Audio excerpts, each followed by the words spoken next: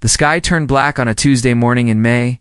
Kang Do-yan was serving food to refugees in a small lamise camp near Seoul when the shadow fell over the city. He looked up and saw something that made his heart stop. A ship? No, not a ship. A mountain made of metal, floating in the sky like it belonged there. All around him, people screamed and ran. Children cried for their mothers. Old women fell to their knees and prayed. But Do-yan just stood there, holding a bowl of rice, staring at the impossible thing above him. Within hours, the news spread across the world. They were not alone. Aliens had come to Earth, and they had not come in peace. The ships appeared over every major city. New York, London, Tokyo, Beijing, Sydney. There were hundreds of them, each one big enough to block out the sun. The world's armies tried to fight back. Missiles flew into the sky. Jets attacked the alien vessels. Nothing worked. The weapons bounced off invisible shields like rain off a window. Then the message came. Every screen on Earth, every phone, every television, every computer showed the same image. A woman, at least. She looked like a woman. Her skin was pale purple. Her eyes were golden, and her hair floated around her head like she was underwater. She was beautiful in a way that made Do-yan feel cold inside. Beautiful like a knife. Beautiful like death. She spoke, and somehow everyone understood her words, no matter what language they knew. I am Queen Valara, of the Valoran Empire. I have conquered 12 star systems. I have destroyed 10,000 worlds. Your little planet is nothing to me. I could burn it to ash with a single thought. She paused. Her golden eyes seemed to look directly at every person watching. But I am in a generous mood. I will spare your planet on one condition. Send me one human being. Your finest, your best. This human will serve me for eternity. If this servant impresses me, your world lives. If not, she smiled, and it was the most terrifying smile Do-yan had ever seen. Well, I am sure you can imagine. The message ended. The world fell into chaos. World leaders held emergency meetings. Scientists tried to understand the alien technology. Religious leaders called it the end times. Ordinary people held their loved ones close and waited to die.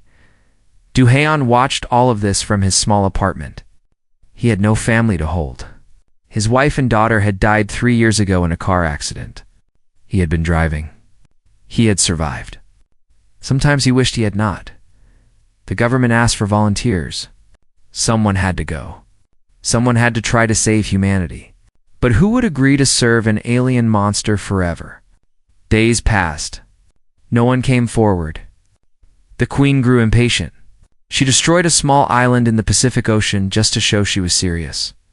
1 million fish died. The ocean boiled. The message was clear. Time was running out. Do-yan made his decision on a quiet evening. He was eating dinner alone, as he always did, when he realized something simple. He was not afraid to die. He had been waiting to die for 3 years. And if his death could save 7 billion people, then maybe his life had meant something after all. He went to the government office the next morning. The officials could not believe it. A nobody. A simple aid worker. This was humanity's champion? But Do-yan was calm. She asked for a human being, he said. Not a president. Not a general. Not a genius. Just a human being. I am human. Let me go. They had no better choice. They said yes. Dr. Una Park was assigned to prepare him. She was a xenolinguist, a scientist who studied languages and cultures. She was young, smart, and very worried. We know almost nothing about them, she told Do-yan. We do not know what they eat, how they think, or what they want. You will be completely alone up there. Do-yan nodded. I have been alone for a long time. I am used to it. Una looked at him with sad eyes. She could see the pain he carried. Why are you doing this? Really? He thought about the question for a long moment. Because someone has to, he finally said. And because I have nothing left to lose? General Wu Jinbeek did not trust Do-yan. The old soldier thought the whole plan was stupid. We are sending a lamb to a wolf, he said to his officers. The alien will eat him alive and then destroy us anyway. But the general had no other ideas. The military had failed. Diplomacy was impossible. Hope was all they had left, and hope now looked like a tired man with sad eyes. The day of departure came too quickly. Doyen was taken to a field outside the city. A smaller alien ship waited for him there. It was silver and smooth, like a teardrop made of metal. A door opened, and light poured out. Thousands of people had come to watch. Some cried. Some cheered. Some held signs that said, "Save us and thank you."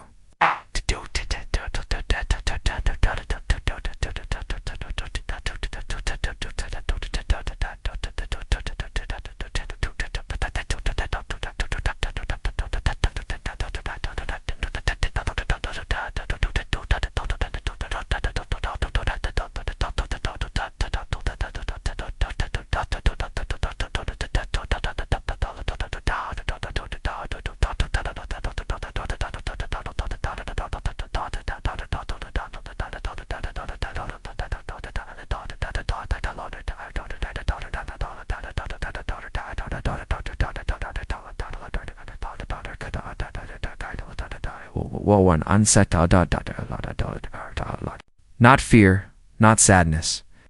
Something like peace. Dr. Unipark hugged him. "Come back," she whispered. "Please." General Beak shook his hand. "Prove me wrong," he said gruffly. Doyen smiled.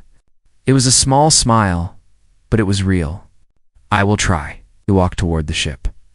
The light surrounded him. It was warm like sunlight. He stepped inside, and the door closed behind him. The ship rose silently into the sky. Doyen watched through a window as the field became small, then the city, then the country. Soon, he could see the whole earth. It was blue and green and beautiful. His home. The only home humanity had ever known. The Queen's flagship waited above. It was enormous, bigger than Doyen had imagined. It looked like a palace made of stars.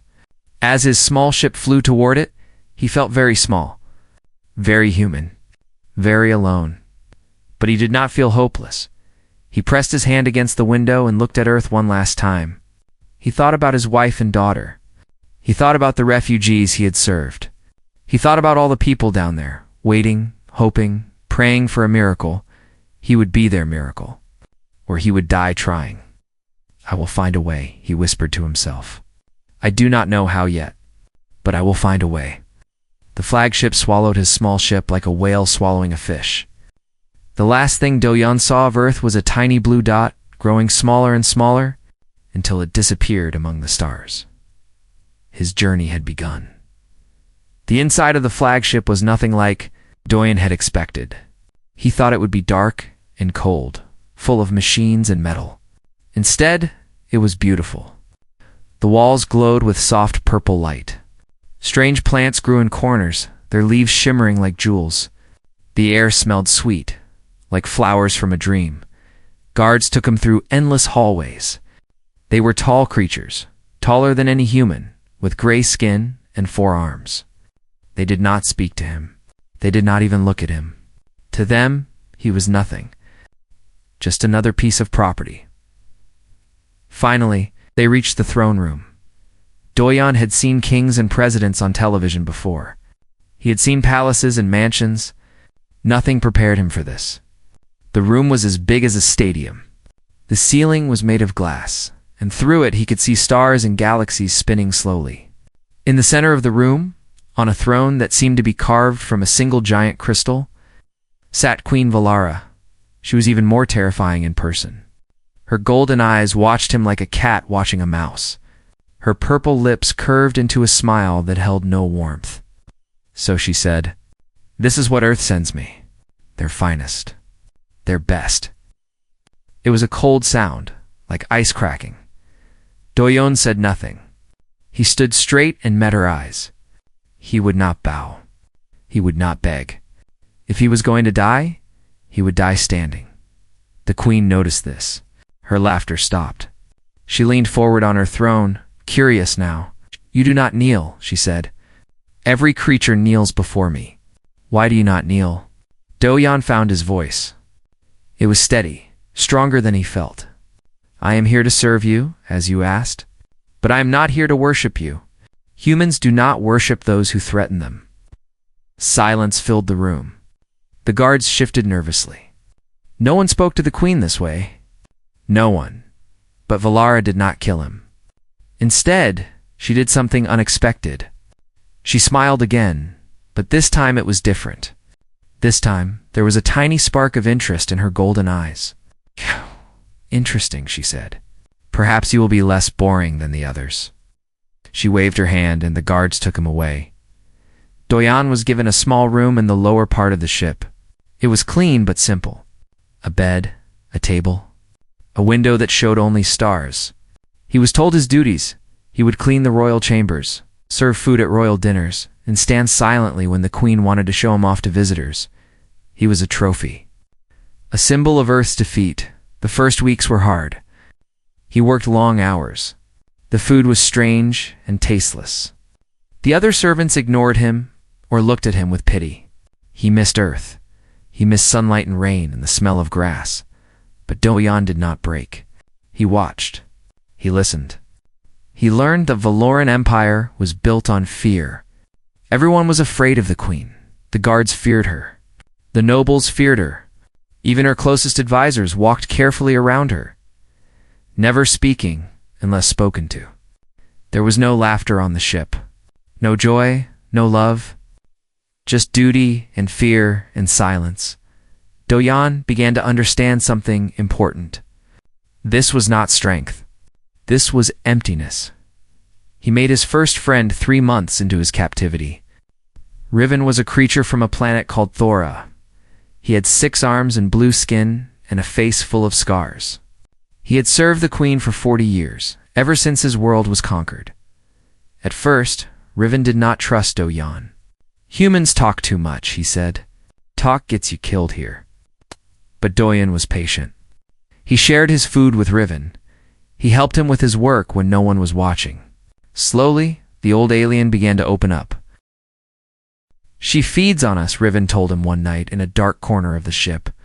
Not our bodies. Our spirits. The more we suffer, the stronger she becomes. She is not just a queen. She is a parasite. Do-yan felt cold. What do you mean? The queen is not like other Valorans. She is ancient. Thousands of years old. She stays young and powerful by drinking our despair. That is why she conquers. That is why she never stops. She needs our pain to live. It made horrible sense. The fear, the silence, the emptiness. The queen had built a machine that turned suffering into power. Do-yan also met Tola, a small creature that glowed softly like a living lamp. Tola was old, very old, and had served the queen longer than anyone could remember. She had forgotten her homeworld. She had forgotten her own name.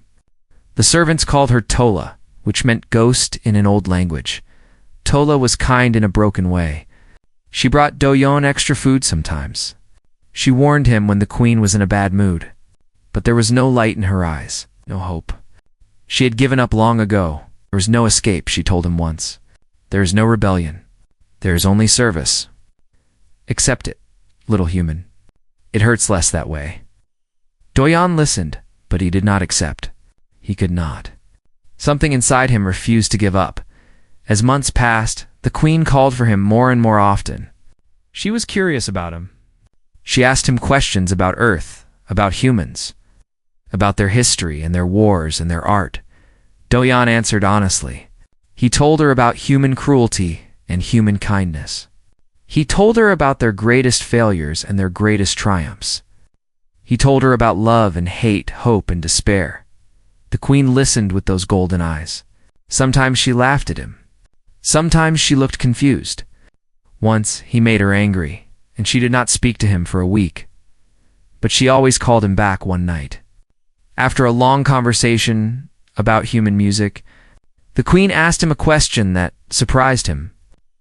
She asked, "It serves no purpose. It feeds no one. It builds no empires.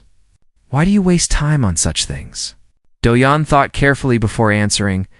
"Because it feeds something else," he said. It feeds the spirit. It reminds us that life is more than survival. It gives us reasons to live. The queen stared at him for a long time. Her face was unreadable. "You are strange, human," she finally said. "Very strange." That night, alone in his small room, Doyon looked out at the stars and felt something he had not felt in a long time. Hope. The queen was powerful. She was ancient. She was terrible. But she was also curious. In curiosity, Doyon knew, was the first crack in any wall. He would find more cracks. He would make them bigger. And one day, the wall would fall. He did not know how long it would take. He did not know if he would survive. But he knew, deep in his heart, that humanity's fight was just beginning. A year passed on the flagship. Doyon changed. He grew thinner, but stronger. His eyes, once full of quiet sadness, now held a different light. He had a purpose now. He had a plan. The queen changed too, though she did not notice it. She spent more time with Doyon than with anyone else. She canceled meetings to talk to him. She asked him to walk with her through the ship's gardens. She showed him treasures from conquered worlds, waiting for his reactions, watching his face. She was testing him. That much was clear. She showed him recordings of planets being destroyed, millions of lives ending in fire and screams. She wanted to see him break. She wanted to see him cry and beg and lose hope. But Doyon did not break. He watched the recordings with tears in his eyes. Yes, he felt the horror of what she had done. But then he did something the queen did not expect. He told her a story. "There was once a great fire on Earth," he said. "It destroyed a whole city. Thousands of people died. Everything seemed lost. But the people who survived did not give up. They rebuilt. They made the city better than before. And they told stories about the fire so that no one would forget. So that the dead would be remembered." What is the point of remembering? The dead are gone. Memory changes nothing. Memory changes everything, Doyon replied. It is how we learn. It is how we grow. It is how we make sure that suffering means something. The queen had no answer for this. She sent him away, but she called him back the next day. This became their pattern. She tried to break him. He answered with stories. Human stories. Tales of soldiers who fought impossible battles and won. Tales of lovers who stayed together through war and sickness and death. Tales of ordinary people who did extraordinary things because they refused to quit.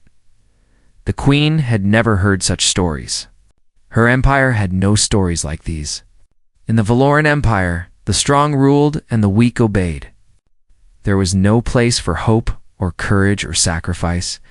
There was only power, but Doyon showed her another way. He taught her human songs. Simple songs. Sad songs. Happy songs. Songs that mothers sang to their children. Songs that soldiers sang before battle. The queen did not understand the words at first, but she felt something when she heard them. Something unfamiliar. Something warm. He told her jokes. Silly human jokes that made no logical sense. The first time he made her laugh, really laugh, she looked so surprised that she covered her mouth with her hand. "Why do you do this?" she asked him one day. "I am your captor. I threatened to destroy your world. You should hate me.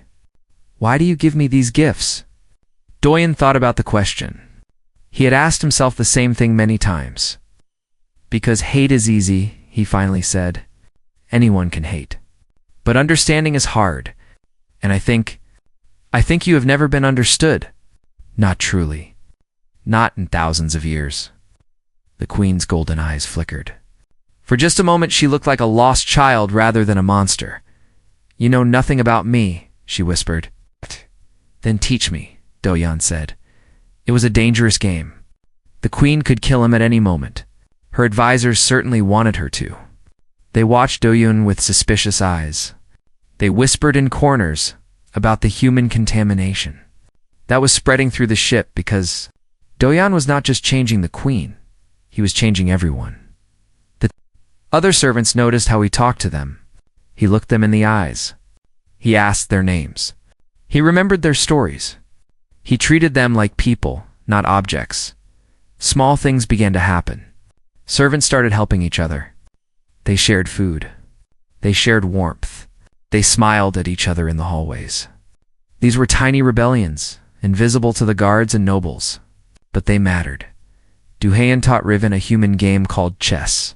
The old alien was terrible at it, but he loved it anyway.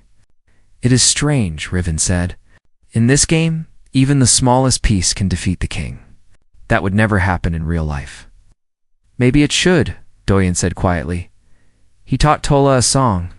Just a simple lullaby from Earth, a song about stars and dreams. She cried when she sang it. She could not remember the last time she had cried. "I had a daughter once," Tola whispered. "On my home world, before the queen came, I had forgotten her face. But when I sing this song, I can almost see her again." The queen's advisors saw these changes, and they were afraid. A servant who hopes is a servant who might rebel. A slave who dreams is a slave who might fight back. The human was poison, spreading through the ship like a disease. Lord Carvox, the queen's highest advisor, came to her with a warning. "The human must be destroyed," he said. "He is corrupting the servants. He is corrupting everything." But the queen did not listen. She waved him away with an annoyed gesture. "The human is mine," she said. "I will decide his fate." That night, she summoned Doyan to her private chambers. He had never been there before. The room was filled with strange objects, paintings and sculptures and books from 1,000 conquered worlds. But it felt empty somehow, cold and empty. The queen sat by a window, looking out at the stars. She did not turn when he entered. "Lord Carvax thinks you are dangerous," she said. "He thinks you are trying to destroy me." Doyen said nothing. He waited. "Are you?" She asked. "Are you trying to destroy me?" He chose his words carefully. "I am trying to understand you. That is not the same thing." She finally turned to look at him. Her golden eyes were troubled. "You are unlike anything I have ever encountered," she said. "Your people are weak. Your technology is primitive. And yet, there is something in you that I cannot break, something that frightens me." "It is called hope," Doyen said. "It is the most human thing there is." The queen was silent for a long moment. When she spoke again, her voice was different, smaller, almost vulnerable. "I have lived for 10,000 years," she said. "I have conquered half the galaxy. I have everything anyone could ever want. And yet, I feel nothing. Nothing but hunger. Endless, empty hunger." She looked at him with eyes that were suddenly old and tired. "What is wrong with me, human? Why do I feel like I am already dead?" Doyan saw his chance. The crack in the wall was wider now. Wide enough to reach through? "Because power without purpose is poison," he said. "Because taking without giving leaves you empty. Because you have forgotten what it means to live." He stepped closer to her, closer than any servant had ever dared. "Let me show you," he said. "Let me show you what it means to be alive." The queen looked at him for a long, long time.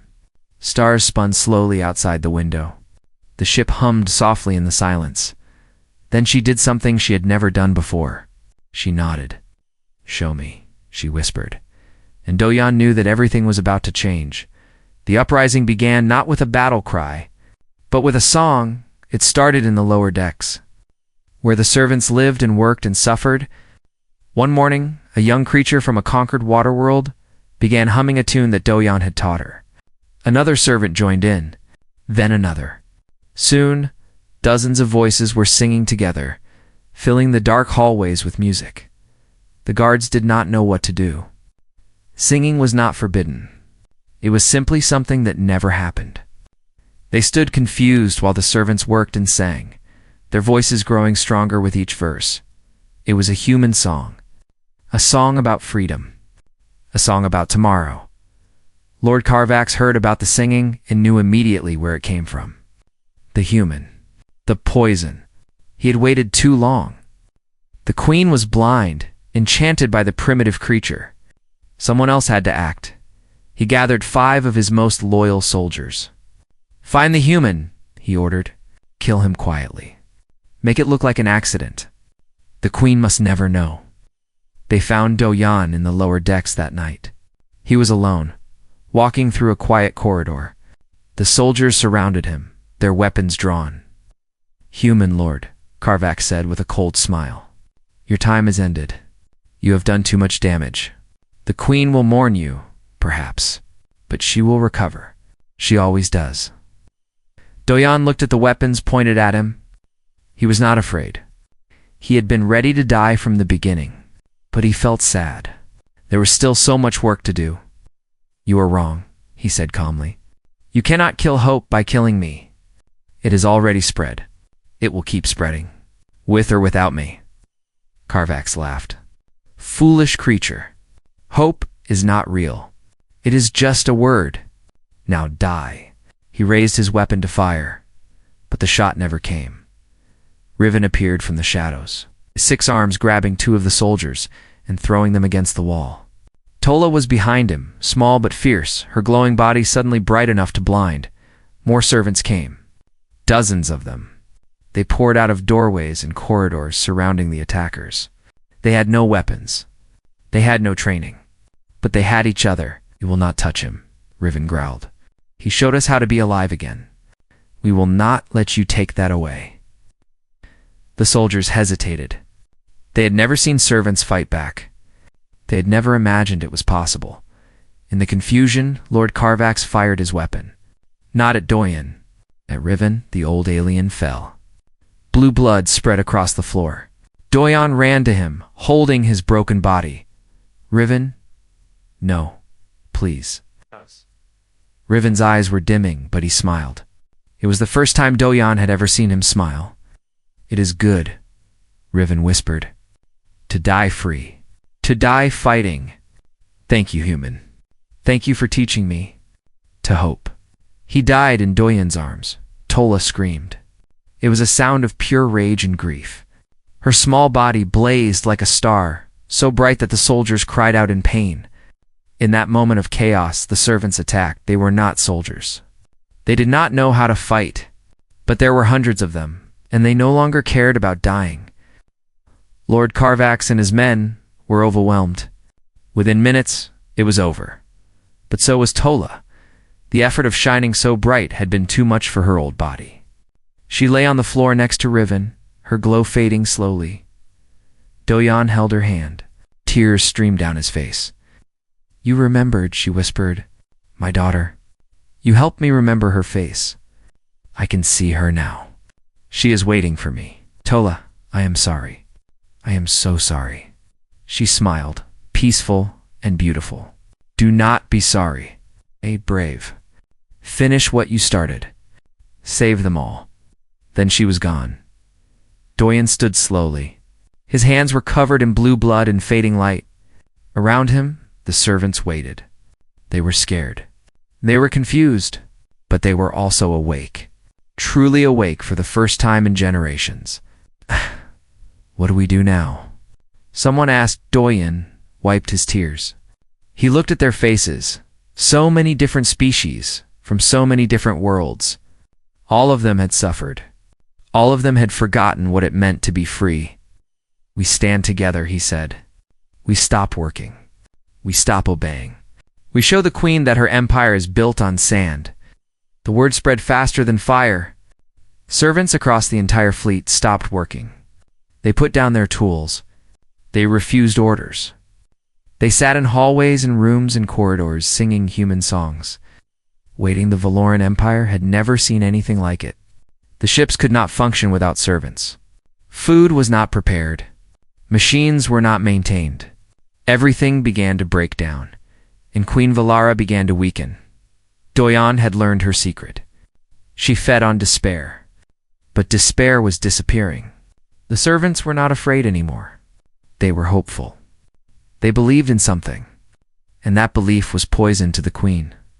She felt it first as tiredness, then as weakness, then as something like pain. For the first time in 10,000 years, she did not feel powerful. She felt small. She felt mortal. She summoned Du-yan. He came to her throne room alone.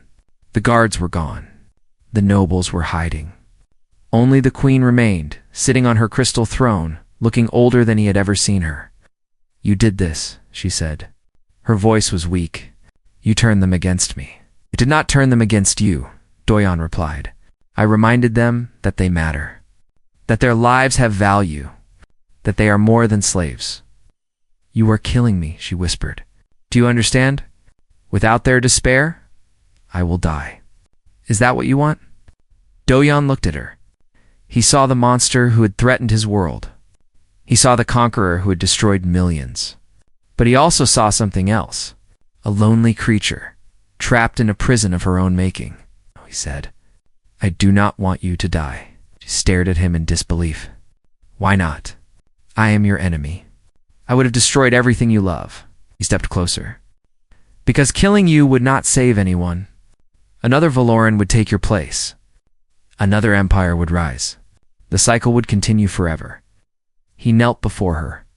"Not as a servant, as an equal. I am offering you something better," he said. "A chance to change. A chance to be remembered as something other than a destroyer. Change." She laughed, but there was no strength in it. "I am 10,000 years old. I cannot change. It is too late for me." "It is never too late," Doyon said. "That is the most human thing I know. It is never too late to become something new." He reached out and took her hand. Her skin was cold, like ice. But beneath the cold, he felt something. A heartbeat. A spark of life. "Choose," he said. "Death and destruction, or life and something new." The queen's golden eyes filled with tears. She had not cried in 1,000 years. She had forgotten that she could. Outside, the fleet waited. The servants waited. The galaxy waited. Queen Valara closed her eyes and she chose. The queen's voice echoed across every ship in the fleet. It was broadcast to every conquered world, every listening station, every corner of her vast empire. Billions of creatures stopped what they were doing and listened. "This is Queen Valara," she said. "I have ruled you for 10,000 years. I have conquered your worlds. I have taken your people. I have built an empire on your suffering." She paused. Her voice trembled. She had practiced this speech 100 times, but it still felt impossible. "I was wrong." Silence spread across the galaxy like a wave. "There will be no more conquests," the queen continued. "There will be no more slaves. From this day forward, the Valoran Empire is finished. In its place, I am creating something new. The Valoran Accord, a union of equals. Free peoples working together, not in fear, but in friendship." She took a deep breath. "You are free, all of you. Go home to your families. Rebuild your worlds. Live your lives. And forgive me if you can. I know I do not deserve it, but I am asking anyway." The message ended. For a long moment, nothing happened. The servants on the flagship stood frozen, unable to believe what they had heard. Then someone cheered. Then another. Then the whole ship exploded with joy. They danced. They cried. They hugged each other and laughed. Creatures who had been enemies became friends in an instant. The walls that had separated them for generations crumbled like dust. Doyon watched from a quiet corner. His heart was full, but his eyes were sad. He thought of Riven, who would never see this day. He thought of Tola, who had died believing in a dream that was now coming true. He thought of Earth, floating somewhere in the darkness, waiting for him. The months that followed were not easy. Many Valorans refused to accept the change. There were fights and rebellions and moments when everything nearly fell apart. But the Accord survived. Slowly, painfully, it grew stronger. Queen Valara worked harder than she had ever worked in her long life.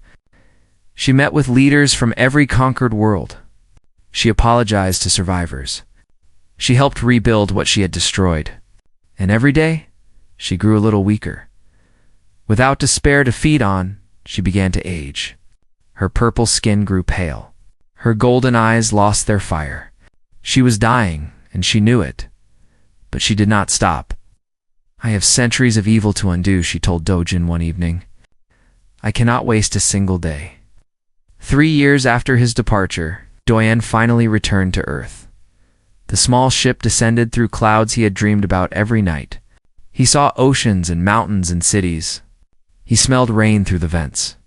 He was home. Thousands of people had gathered to meet him. They cheered and waved flags and cried with joy. But Doyan only saw two faces in the crowd. Dr. Unipark was there, older now, with gray in her hair. She had never stopped working for his return. She had never stopped believing he would come back. General Wujin Beek stood beside her, straight and proud despite his years. The old soldier was crying, something Doyan had never thought he would see. Doyan walked toward them slowly. His legs were shaking. His heart was pounding. He had imagined this moment so many times, but now that it was real, he did not know what to say. Yuna reached him first. She threw her arms around him and held him tight. "You came back," she whispered. "You promised you would, and you did." "I always keep my promises," he said. General Beek shook his hand, then pulled him into a rough hug. "You proved me wrong," the general said, his voice thick with emotion. "I said you were a lamb going to a wolf, but you were not. You were a farmer planting seeds. And look what grew." The world celebrated Dojan as a hero, but he did not feel like one. He felt tired. He felt old. He felt like a man who had done something important and now needed to rest. He bought a small house in the countryside, near the mountains where he had grown up. He planted a garden. He watched the sunrise every morning. He tried to learn how to be normal again. It was not easy. Some nights he woke up screaming, lost in memories of the flagship. Some days he could not stop crying, thinking of all the people who had died. The scars on his heart were deep, but he also felt peace. The peace of a man who had done his best. The peace of a man who had changed the universe. Years passed, the Valoran Accord grew into something beautiful. Humans and aliens worked together, building new worlds, creating new technologies, sharing their cultures. Earth became a center of art and music and philosophy. Creatures from across the galaxy came to learn what humans knew about hope. Doyan watched it all from his garden, growing old quietly, surrounded by flowers. One morning, a message arrived. It was from the stars. Queen Valara was dying. Her 10,000 years were finally ending. She had one last request. Doyan traveled back to space. His old bones ached with the journey, but he did not complain. Some things were more important than comfort. He found the queen in a simple room, not the grand throne chamber of before. She lay in a bed, thin and fragile, her golden eyes barely glowing. She smiled when she saw him. "You came," she whispered. "Of course I came," he said. He sat beside her and took her hand. "I wanted to thank you," she said. "One last time. Before I go, you do not need to thank me." "Yes, I do." She squeezed his hand weakly. "You asked me once why I conquered.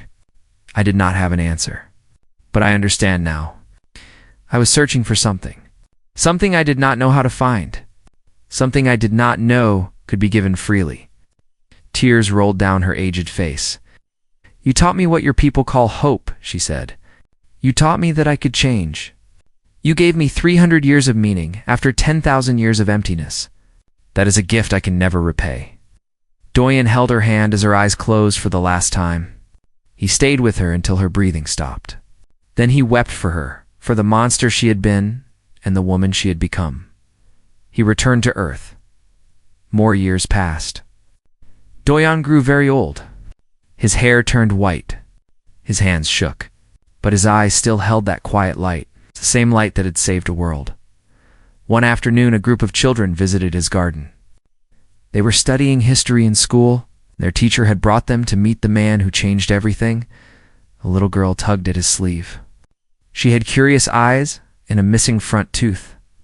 "Is it true?" she asked. "Were you really a servant to an alien queen?" Doyan smiled. He had been asked this question 1,000 times, but he never grew tired of answering.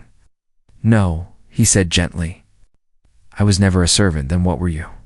He looked at the children gathered around him, at the blue sky above, at the world he had helped save.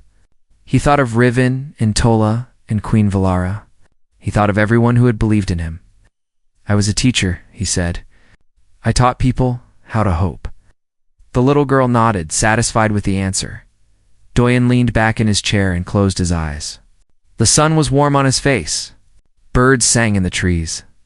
The world was at peace, and somewhere out among the stars, in a galaxy full of former enemies who had learned to be friends, his lesson continued to spread. Hope. The most human thing of all. The most powerful thing in the universe.